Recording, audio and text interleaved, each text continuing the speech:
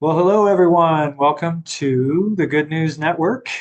I am Michael Reynolds, and this is my good friend Chris White. What's happening, Chris? Hey, good morning, Michael. Um, Great to see you. the sun is shining. It's a beautiful day, and I'm excited to be part of this podcast project with you, brother. It's been great. It's been great putting it together. So just kind of give you all since this is our um, first recording, I would just kind of want to give you all a background of what this is and why we're doing this. I don't think anyone is unaware of the things that are not so great that are happening in and around us, and there is no shortage at all for awareness of that and sources for getting that information. However, over time, Chris and I have had several conversations talking about the many good things that we experience personally in our lives and the many good things we see other people around us doing. And we thought, you know, it would be great if there was a source for people to have access to that. And so we decided that we wanted to be part of that source and get that information out to folks. So that's how this came together. That's our intention. That's our focus. We want to help people understand, have access to the good thing, have focus on good things that are happening around them, find out about the good work that's happening in and around our community, and get connected to that. So, what I miss, Chris? What would you like to share about this No, project? I think you're right on track, brother. I think you know, um, just to let the audience know, Michael and I have grown in our friendship over the years, and we both had the privilege to work in the community. I'm a retired educator, and I've done a lot of things over the last 30 plus years, and interacting and serving our community. And Michael, I know you've been in social service work and just doing all kinds of wonderful things to support our community. And to your point, brother, I mean, we just I think we're having coffee one morning, and we said, you know what? It's all bad news out there. It's all bad news. Whether it's the mainstream media or even social media, it's really hard to find a place where you can find people celebrating, love and random acts of kindness, and so that's what we're trying to do, is just to bring people together and even use this as networking a little bit so that people can be aware of services and support and all kinds of just random acts of love that are happening in our Absolutely. Yeah. Yeah. Just, I mean, in my work, as you mentioned, I've been working in behavioral health, social services for a number of years, and I am continually surprised. It doesn't happen as frequently anymore, but for the first several years, it seemed like almost monthly, if not more often, I was learning about a new service that was happening in our community that I'd never heard of. And so, that's been one of the greatest joys for me is to help people get connected to that because community. no resource is useful if people don't know about it. And so that's part of what we want to do. We'll be doing together over the run of this show as well is to just help people get connected and build awareness of what is available in their community. That's another thing I've heard quite consistently is, there are no resources in our community. And for some things that's true, but for many things there are a lot of resources and there are a lot of people doing good work and they're so focused on doing their work, they don't have time to share it with other people. So that's our job is we want to highlight their work and get the word out about them. So, so yeah, like Chris said, we were having a conversation and, this has been quite a long time coming together and I mean it takes a while to build a multi-million-dollar budget and get everything polished exactly right, to get Yeah, things to, to yeah. to the level that is acceptable. For I mean, for instance, like the sign, I mean, Yes. you probably think I just printed that this morning, right, Chris? No, No, but no, right, that that's the that's mar- that's what I want you to think, right? Uh, that's like 6 months in development right there, yeah, to focus it's amazing. groups and surveys, all the different fonts and colors, um, it takes a while to reach perfection. Brother, I wouldn't. I wouldn't be surprised if Spielberg is going to connect with you and just see how you can help, really add some production value to some of his work. So, Well, if I have time, I might get back to him, but okay, we got enough to focus on here. that's So right. That's right. Hey, no, so we're really grateful that you all are joining us. We are really looking forward to this. We've been looking forward to it, and we really sincerely hope that this is um, a bright spot in your day and your week for you to really just refocus and remember the good things that are happening in and around your life. So that's right. that's what we're doing here. And to start that off, one of the ways we want to do that is to talk about for ourselves what are some of the good things happening in and around our lives. So just I'll start off, Chris. What's been the highlight of your week? You want to share something that's Well, been good for you this week? I feel like I've been blessed in many ways this week with family connections, and but I last week I had this amazing experience where a contractor friend of mine who helped put our roof on about 9 years ago. Well, we noticed a couple days ago that it was shingles were coming off a little bit, little. So I called this guy, and I hadn't seen him in years, and I said, "Brother, I don't know if you can help us, but we've got some shingles coming off." And he said, "Oh yeah, yeah, no problem. Wednesday, good? Yeah, sure, good. Thank you." Comes by, drives 10 miles from West County, gets his equipment out, goes up on the roof, fixes the roof in about 5-10 minutes. Comes down. I said, "Wow, that's awesome. Thank you. How much I owe you?"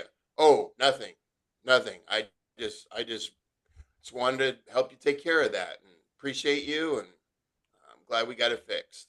I was like, "What?" Wow. I mean, wow, thank you so much. I mean, it was just a huge, again, just a random act of kindness that I didn't expect, and more importantly than the physical roof, it was just it was just beautiful to see this man, and he's got such a beautiful heart anyway, and just uh, just appreciate his love for his community and how he takes care of people in his community. That's awesome. That is a great Yeah, story. Thank you for sharing that. yeah, Man, of yeah. course. I mean, again, you hear so much about contractors and to know that, guy's willing to go out of his way to help you out and for Yep. no apparent gain for himself. That's Nope. super cool. Mhm. Awesome. How about you, Uh, Michael? yeah. Similar, connecting with somebody that I hadn't talked to for it's been over a year. We were really close for a number of years, and then just circumstances change. Um, there was a little bit of rub around the end of the friendship, and just kind of separation.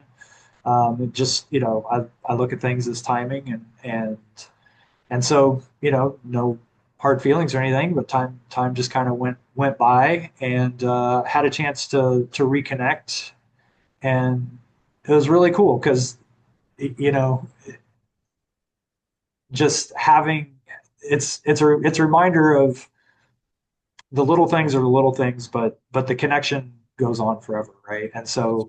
That's right. over time, both of us, the other stuff's just kind of dropped away, and just to have that sort of redemptive value to come back and just to come back together and just, there's a little bit of kind of weirdness at first to just kind of feeling each other out and just seeing where each other were at, um, but within a matter of minutes, it was just right back to where it was and just dropped right back into that connection and and sharing good times and catching up on where we've been, what we've been up to over the last year. And, it was really cool. It was a really cool thing. So, um, That's great, brother. it's funny how people weave in and out of our lives. I don't know if Yep. there's a guy named Wayne Dyer, and he kind of talks about, he compares it to like a subway or something where you go along and some people get on and they travel with you for a while, then they get off, and then they may get back on later down the line somewhere. And that's kind of how it feels, and that's kind of been part of my experience with And friends as what a well. huge encouragement that is, right? When you can pick up and almost maybe you've been separated for whatever reason for a while, and then you get back together, and it's like, you were never separated. Yeah, It's like, I'm here to support you. What's going on? So it's very encouraging to have that kind of opportunity to connect. Yeah, it was. That's exactly how it felt. Yeah, thank you. Yeah. Cool. Um, well, so now we're going to move into our guest segment of the show. And so we have some folks who are waiting in the virtual green room with the hors d'oeuvres and caviar and the masseuse. Um, these are our friends from West County Community Services. If you want to go ahead and jump in, or I'm going to introduce you. So we have Weize Crediford, Will Alexander, and Maura Somersall, who work in the peer support program at West County Community Services. So welcome, y'all. Thank you. Welcome. Thank you. Thank you for Thanks. having us and inviting us. Appreciate it.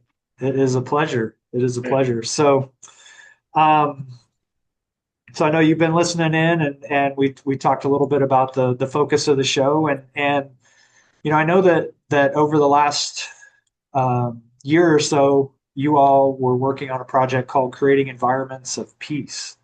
Um, and so we're interested to learn more about that. Like, how did that come about? What was that like? So who would like to start? One of you want to share where that initiative started and some of your experience with it? I'll give it a little bit of a start. All right. So there was a staff survey that went out. We're on a July 1st to June 30th fiscal year. And in the previous fiscal year, a survey went out, and a staff survey.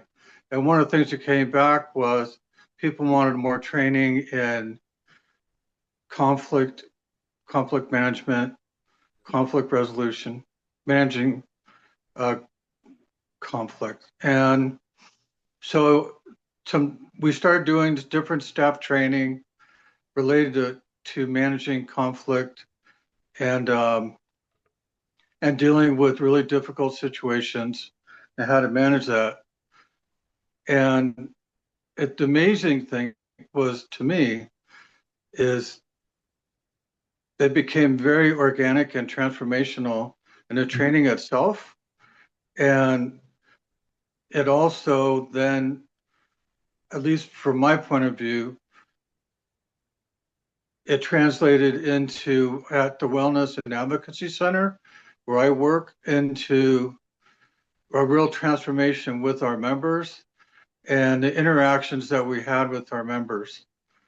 And so one of the challenges, I'll say, that Michael had suggested to us was there are difficult people, especially in a community that we work with in behavioral health, mental health. There's obviously the homeless community, and they have a lot of everyday situations that they don't have the basic needs met, and so they'll become escalated. And then there's people that, because of conflict, we might avoid and not necessarily make a connection with. And Michael challenged us to pick 3 people that you wouldn't normally interact with on a daily basis and try to start that connection up. Because one of the things that we found was that when we were dealing with people on a daily basis, if a staff member goes to a member and says, "Stop doing that," the person might react saying, "I've never had a relationship really with you before, and now you're telling me what to do."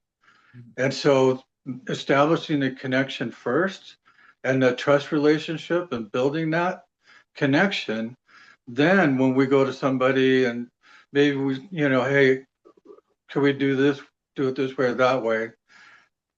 That person then has respect for us because we have mutual respect for each other. And you've already solved a problem by just establishing that connection. So then we started connecting and making establishing those connections. Am I kind of on the right track? That's You guys beautiful. help me out here. Thank you, Will. That is Yeah. that sounds like a beautiful experience. And um, just as you're talking, I'm wondering if it might be helpful for folks to know a little bit more about the context of the work you do. Maybe, Mara, would you like to share? I know you work at the Wellness Center with Will. You want to tell us kind of about the work that you do there and what the environment's like and what your experience was with this initiative? Yeah. So the Wellness and Advocacy Center is a drop-in peer center, a self-help center. So what we basically do is we provide different services. So like every week we provide about like 41 groups, 42 groups every week. It goes from anxiety support to mindfulness matters to friendship group to fun and games, art, moving forward, exploring emotions, walking through depression is some of them. And so that's the group part. People can come in and work on their, whatever it is that they may be going through there. We also offer showers. We offer, you can wash your clothes there. Uh, Again, we have our art group that I am involved in. We have computers. We advocate.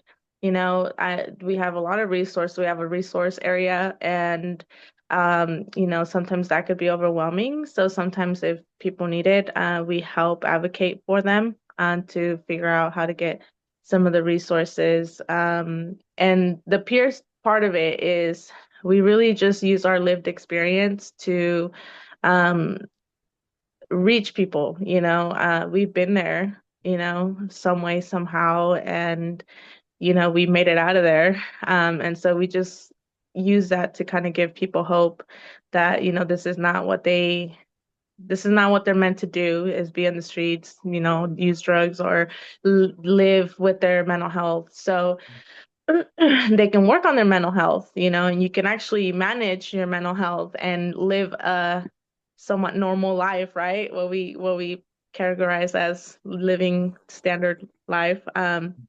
So yeah, that's a little bit of it.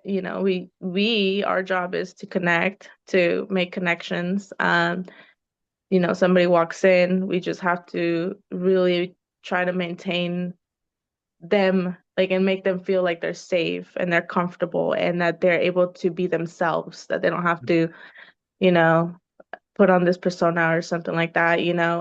So yeah, that's a little bit about that. And as far as the creating environments of peace, you know, this work is hard. And, we're all human beings and we go through a lot of things. Even if, we've made it out of that kind of lifestyle, there's still a lot of things that happen. And so working with people can actually like burn you out sometimes. And so I think before we started working on that, I think a lot of us were getting there. And there was a couple escalated situations that I feel kind of notified everybody that okay, we need to revamp this training again. Like we need to kind of retouch this training again because we know all the de-escalation things, right? Like you read them, you've been trained on them, you took a class on them, we graduated and everything, but there's things that we go through that sometimes make us put that training in the back of our minds. And so there was a few situations where staff, instead of like de-escalating how we're trying to do, we were kind of reacting. And so, yeah, when we were doing a training, we kind of addressed that and we said, okay, like we need to put some time and thought into this. And so we did that, and it was like amazing what we did. It was a lot of work within ourselves and finding out that like it's not about us, it's about them, and it's about being curious, and it's not about taking things personally when somebody tells you, F off, and if they're coming in, like it's not about us, like we get to go home and do self-care. They probably don't. When they leave our center, they have to survive. So just keeping that in mind. And it was just great. So I don't know if you want me to go further in, but that's a little bit of my experience with it. That's great. Thank you. Yeah, I want to bring Weize in, and then I'll circle back and I have some more questions for you all. Perfect. So Weize, I know you work in a different program. You're in the transitions into housing program. So you want to talk a little bit about that and how that context is different, and then what the training and was how that might have been different for you in your situation, your circumstances. Sure, yeah. So I'm Weize. I work in the transition to housing team with West County Community Services. What our program is we're a year-long program. Somebody can get referred to us by one of our centers or anybody else that has the link to refer us. But you can come into any one of our centers to get referred into our program. And what we do, we try to help people get housed, or we help people stay housed. So it is a one-year program, and we have curriculum that we work on, like how to be a good roommate, how to be a good tenant, self-care, working on your recovery, if that's something you want to do, financial literacy. We get to meet with these people, participants, up to 5 days a week to 2 hours at a time. So we can really be there to support them and meet them. And the good thing is that we get to meet them where they're at. So that means that that's a homeless encampment, if that's at a shelter, or if that's at their house, a park, or a coffee shop, wherever they're comfortable at, we get to go to them and meet them. Most of my participants wants to meet 1 or 2 days a week for about an hour. But we get to go on hikes with them and walks with them, and we get to go on them, and we get to teach them these life skills. And every time that they complete part of the curriculum, they get a certificate. And then after their 1 year, we have 2 graduations a year, and then we have a big graduation for them, which they get their bigger certificate, and we really celebrate them. 2 weeks ago, we had a big graduation, and I had 3 graduates that actually showed up, and that really filled my heart that 3 people stayed with me for a whole year and came back and made it to the graduation. I mean, that's what really made me realize this is what I do the work for, and the nice, kind words that they had to say about where they're at today, and how being in our program really impacted their lives.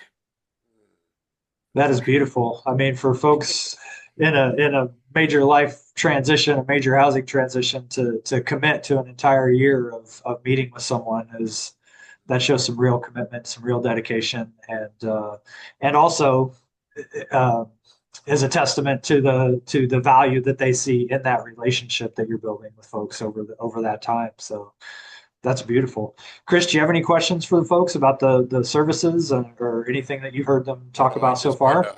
I just wanted to highlight, I mean, it seems like all the folks here this morning, it's about relationship, right? It's about relationship first.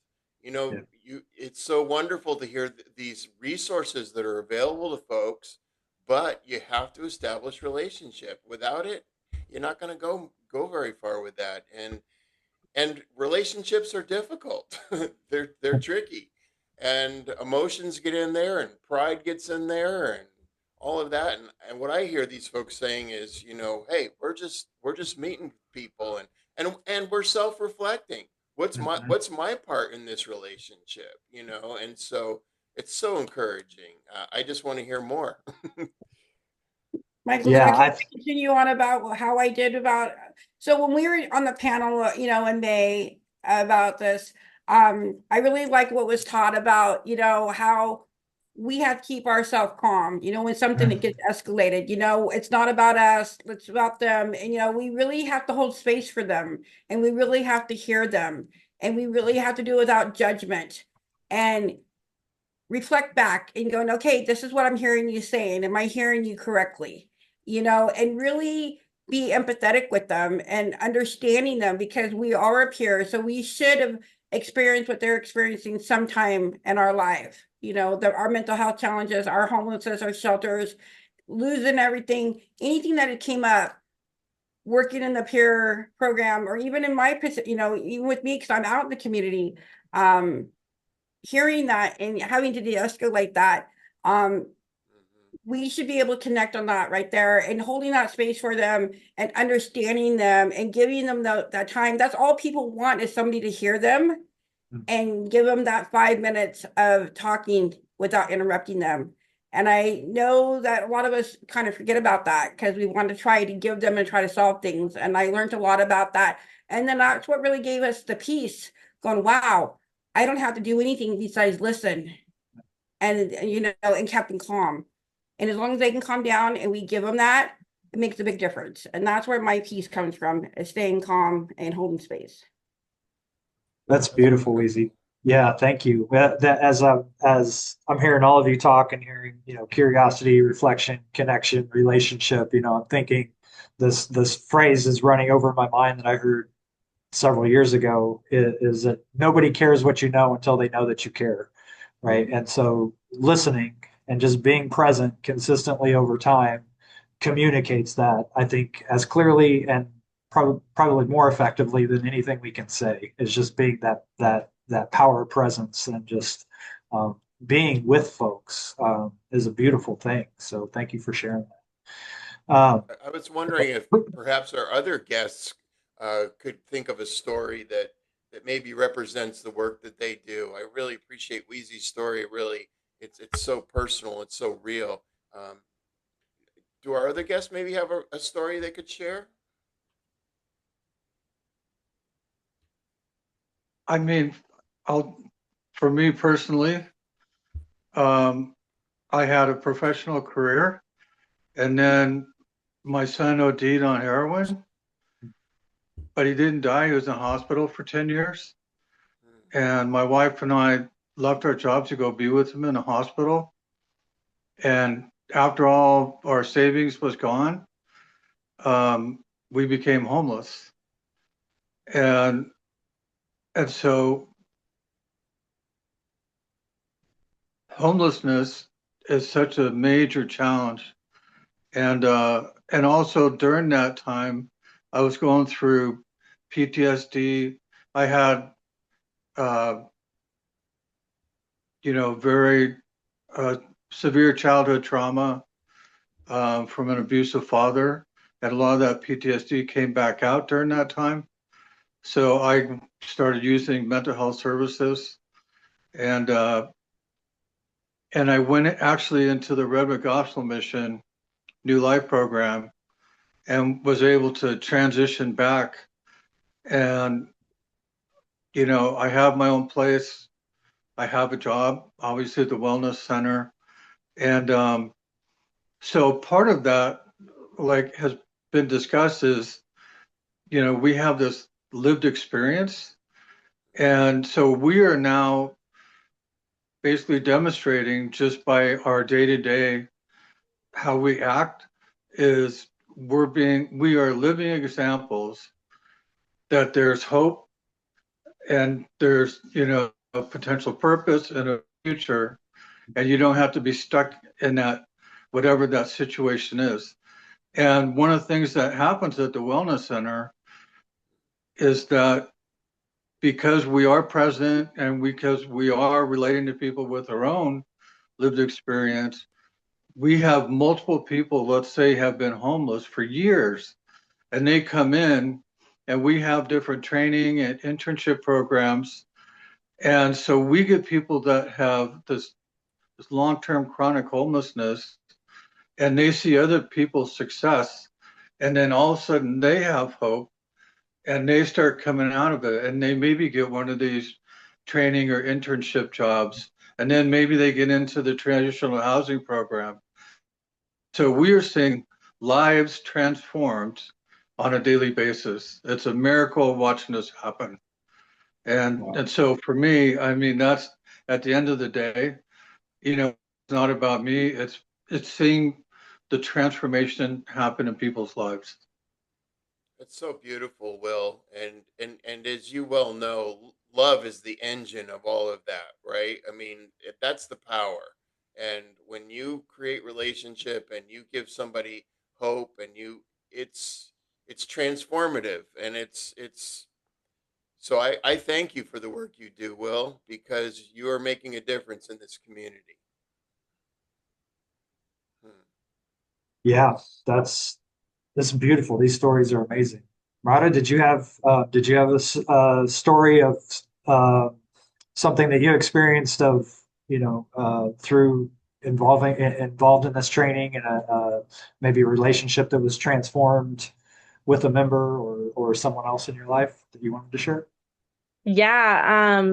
Well, I mean, there's so much. Honestly, there's been a couple individuals that I've been privileged to see them completely turn their life around, but I'll pick one of them, and one of them was a member who used to come in and um he used to always just sit in the corner and not talk to anybody. Like he just, you tried to speak to him and he would ignore you. I would be like, "Hi, how are you?" And I'd just be completely ignored. And just we held compassion for him, and then it was like slowly you started seeing this progress of like, "Hey, what's up?" And then it was like, participating outside of the groups and just kind of saying comments. And then it was like actually partaking in groups. And then, it's just, it's always this space being held for this individual of like, okay, you don't want to talk to me. That's completely cool. Like, you're still welcome here. You're still safe here. Like, you can still shower here. You can eat here. And, you know, now like this and this individual used to talk about, I'm always going to be in the streets, like I've been in the streets for this long, like I'm always going to be in the streets. And then it went from that to, okay, I want to take the trainee program, which is a trainee program, is a 6-month program that we offer. It's like a janitorial, like they get hired as a janitor or as an admin. And this person got hired um as a janitor. And he just started working the program. He started advocating for himself. He started connecting with agencies, and this individual is now housed, and he completed the program, and he is Wow. like part of he's just part of you know the wellness family. Like he's come such a long way, and he's opened up in so much of the things that he's been through and stuff. And that I feel like was a big, big example for people that that know him, because he was well known in the community. And I feel like that empowered a lot of people. And so just right behind him, there's another individual that applied for the position, and this individual was very angry. um, you know, it was one of those times where we actually had to ask him to leave for the day, because he was just very angry. And so um to see him change, because he built this close relationship with us and with the individual that completed the program the first time, like it was like a domino effect. And for me, it's just so privileged, and it's like I have really good relationships with them. Like I never took it personally when they didn't want to talk to me. It was always like, okay, when you want to talk, like I'm here for you. And that's been great. So that's kind of member wise. And then I'm a supervisor for interns.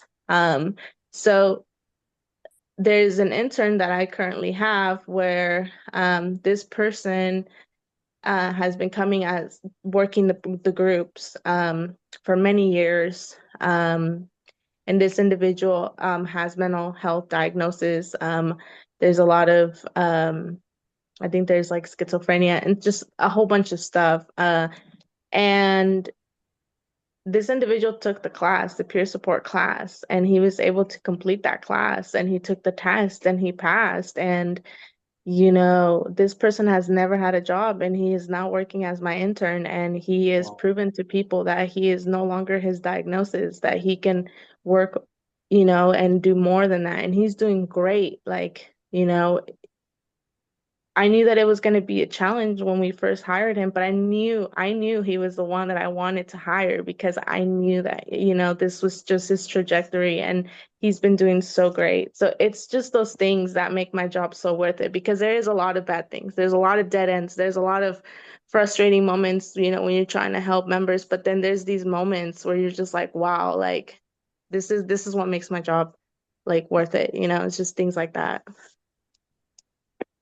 That is amazing. Yeah, and just thinking about things versus looking at them like a picture, someone's life as a picture versus a movie, right? Because what I just heard you say was, there are these moments and a lot of struggles, and yet the stories you've shared about the people and the others of you shared about the transformation that you've seen, had you stopped at a snapshot of the difficult moments with them, you never would have seen the transformation happen, right? And I think that's the consistency over time of the relationship and the connection that happens. And as you said, Chris, about love being the essential element. I'm mindful of this cup I have. I don't know if you could read it, but it says, "Love is the most powerful force for change in the world." And Yeah. we're hearing all of the stories that you all are sharing are 100% evidence of that, and it's just so beautiful. Thank you all. I'd like to ask the question, and this is a maybe a little tougher question, but this goes to the why. Why do you folks do this every day? Why do you love your community unconditionally and without expecting any great return, on your effort? Can I ask each of you the why? What drives you to do this beautiful work? I'll start with Yeah, go when easy. when I was homeless and down and out, and I was actually in my addiction, and I found sobriety when I was homeless. And I know I'm really grateful for the people who stepped up for me and helped me get where I'm at today. And I'll have 7 years. I'm going on 8 years actually of sobriety. But if I wouldn't be where I was at if it wasn't for the resources that I used out in the community, to get me where I'm at today. So if I'm able to work in the role that I am at now, because you don't have to be clean and sober to be in my program. In fact, 2 of my graduates were heavy in their addiction, but they still showed up for me and worked the curriculum and still graduated. It's beautiful. I understood what they went through. They didn't do it in front of me. They didn't have nothing out there when I met with them, but I understood what that struggle was. And I was able to talk to them. I was able to have a conversation over a period of time with one of my graduates, and she realized that she needed treatment. In our program, you can take a pause and come back. My graduate then took a pause, went to a 3-month treatment. As she was getting out to come and live in her SLA, she called me back up and says, "Can I come back into the program?" Mhm. And I did with open arms, and then she graduated. Now she has 9 months clean and sober, graduated her program, and is working. This is why I do my job. If I can live my lived experience to help somebody else out, I'm doing my job, and it fills my heart. Mine That is too. beautiful. Mine too, Beautiful. Weezy. Thank you. Mhm. For me, honestly, it's in my nature to be a nurturer. I've always gone out of my way for people. I was just not using it in the proper channels. Um, but you know, when I got sober,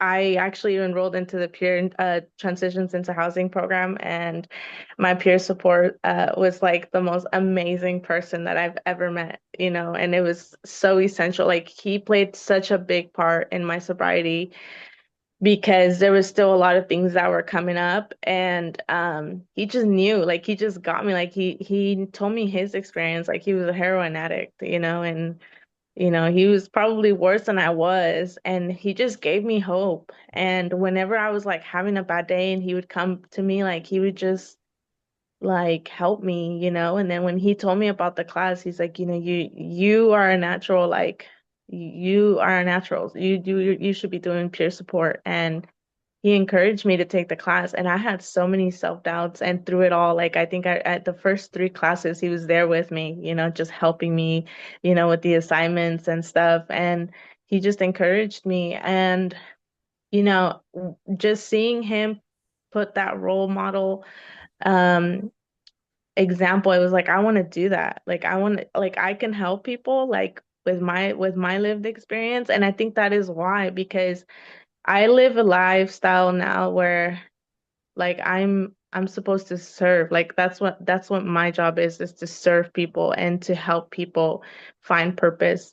In my personal life, I use my faith to do that. And in my work life, I use peer support, so it's very similar actually to as in my personal life than in my work life. And so for me, it's like I know that that is what I'm supposed to be doing. Like I need to help people, and I have my answer. Like the universe was able to give me the answer, and so many nights that I used to ask myself, why am I going through this? Like, why? What's the point of this? And this is why. And you don't get a lot of answers in life sometimes when you ask the why, and so I have my answer, so that like I just believe that that's my purpose and that's why I do it. So Wonderful. Thank you. Wow.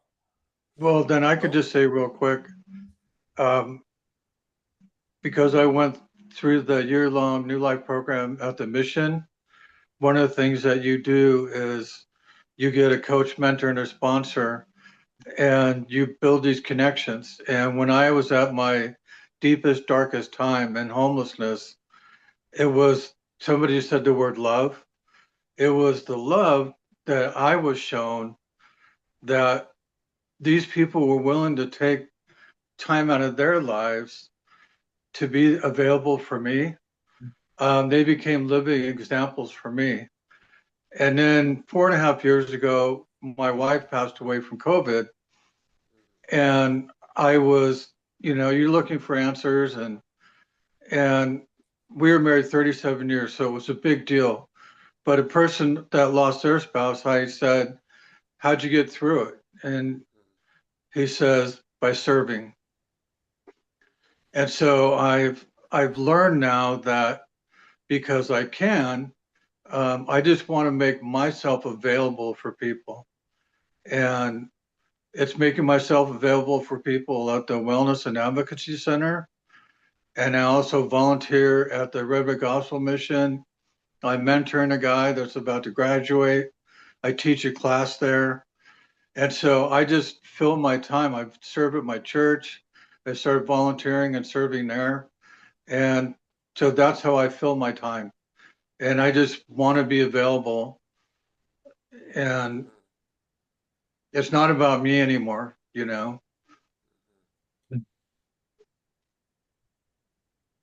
is incredible. I don't know about you, Michael, but if it's possible, my batteries are overflowing.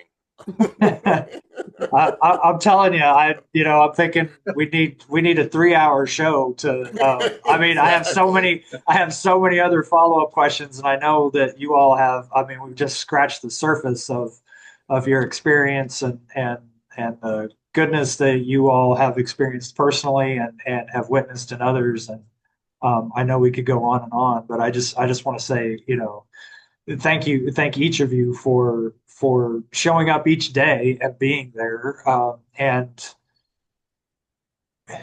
being available and being willing to be there through the hard moments so that you can get to those moments of the transformation. Because again, as we've talked about and you all have shared over and over again, that's what communicates the love, is being willing to sit in the darkness that communicates the light, right? And so as just incredible witness for that, from each of you and all the stories you've shared. And again, I know we could go on forever, um, but is there any other just general good news you wanted to share? Anything in your personal lives, or any general good news that you want to share with us before we go today?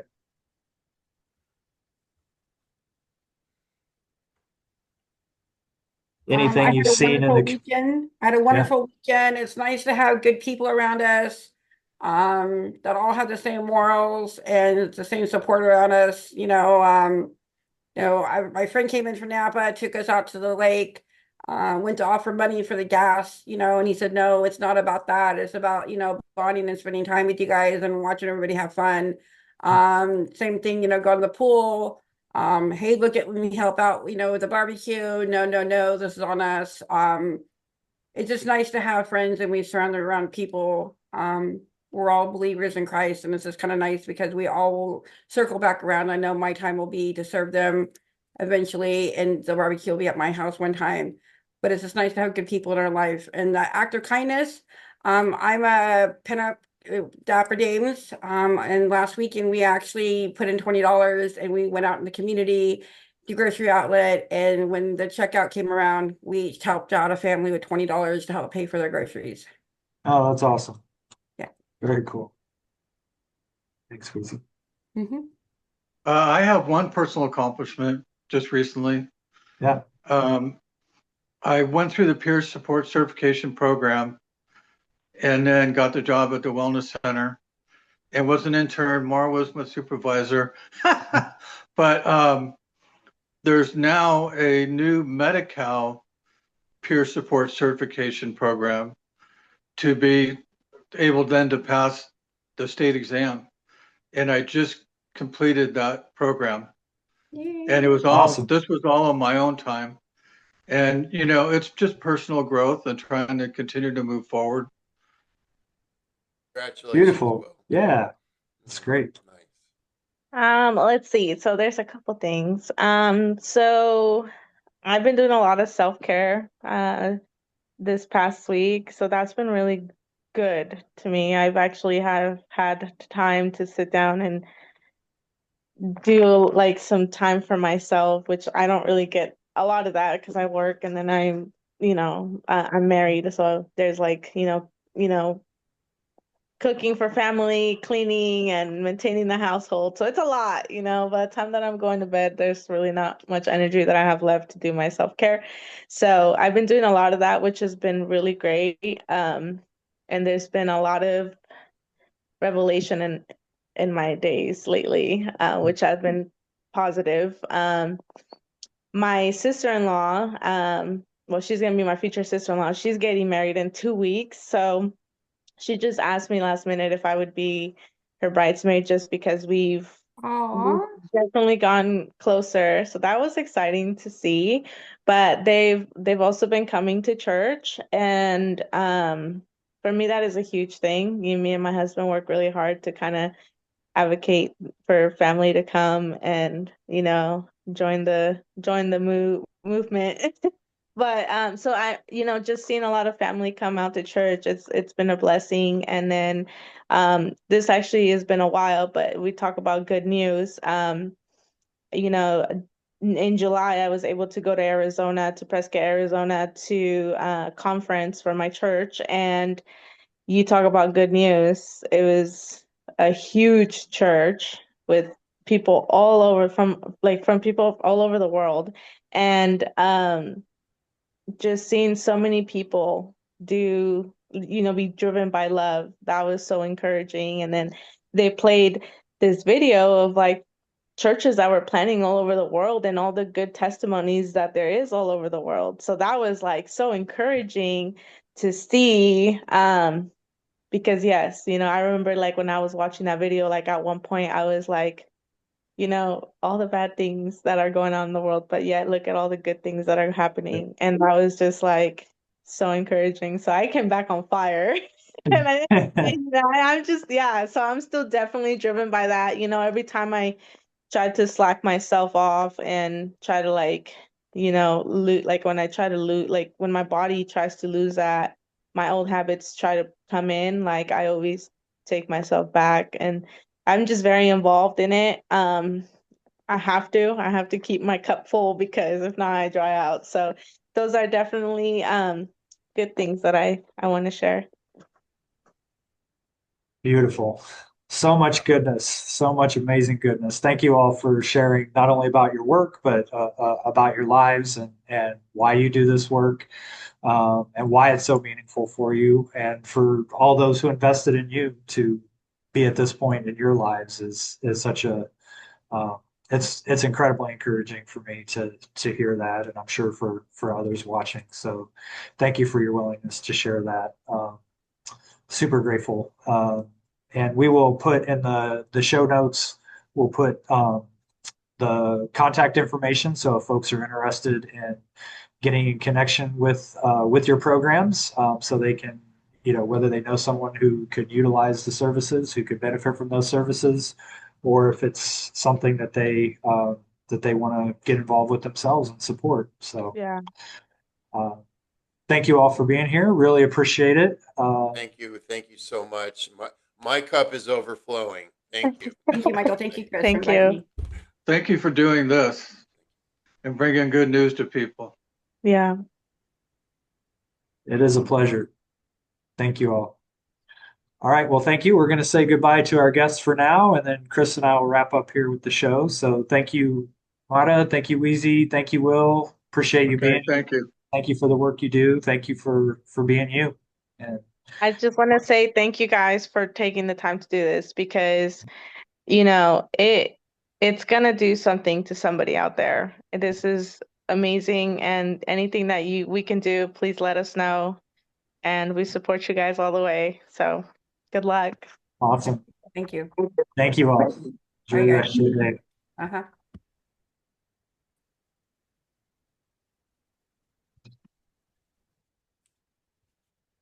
Well, Chris, not bad for a first run, huh? Yeah, wow. I didn't want to say goodbye to them. I wanted to keep, I wanted to keep talking and hearing more Yeah. of their Well, I'm sure story. there'll be ample opportunity in the future to reconnect with them, and we can check back in. And the the bad news is that there's so much good happening. We have a lineup of people that we want to talk to and share about all the good that's happening. But for No, sure, we'll that's have an the good opportunity. news. That's the good Oh, news, that's the Michael. good news. That's right. That's the good Yeah, news. that's the good news of the good news. Yeah. Yeah, Um, yeah. awesome. So as we wrap up, just yeah, again, just incredible stories. I'm wondering, what are you looking forward to this week? What's on your agenda? What's coming up for you this week that's exciting, or that you're really looking forward to?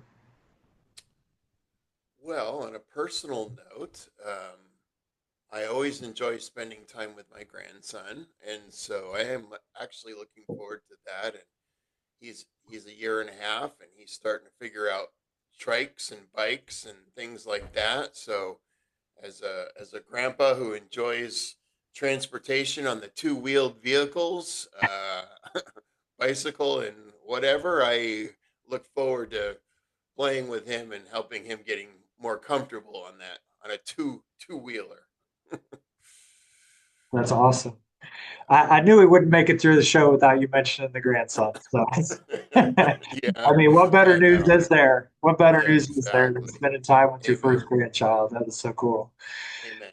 Uh, yeah, I think for me, I just learned yesterday. I have a friend that I met at a summit back in June, and she is working on um, launching a recovery home for women in Reno, Oh and wow. she's having her first big event this Saturday, and I just learned about it. But I do think I was just kind of thinking about it. I don't really have anything specifically on the agenda, and I would love to be a part of that because um, I know how it's been transformational for her life, similar to what we just heard from all those folks. That it was the investment of over time of people sharing love with her that completely changed her life. She had a string of bad news, but when folks showed up and um, it changed the trajectory of her life, and now she's doing many similar things to what we just heard, and she's preparing to open her first recovery home for women who are in addiction and or returning from incarceration. So I think I'm going to make the trip over to Reno, even though it wasn't on my agenda, but just knowing what a big thing it is for her, and what a big thing it's going to be for her community. Um, so I am looking forward to that. Beautiful. Thank you, Michael, for helping us get this all organized and getting us off the ground. And I look forward to many wonderful shows. Yeah, this has been amazing. We're really grateful for all the folks at WCCS West County Community Services who joined us to share about their programs. Again, we'll put the contact info in the notes, um, and in the meantime, we will look forward to seeing you all next time. And just a reminder to keep looking for the good. It's out there. That's right. And if you don't find it, make some. That's right. That's right. All right. Love you, brother. We'll see you next time. All right. See you, everyone.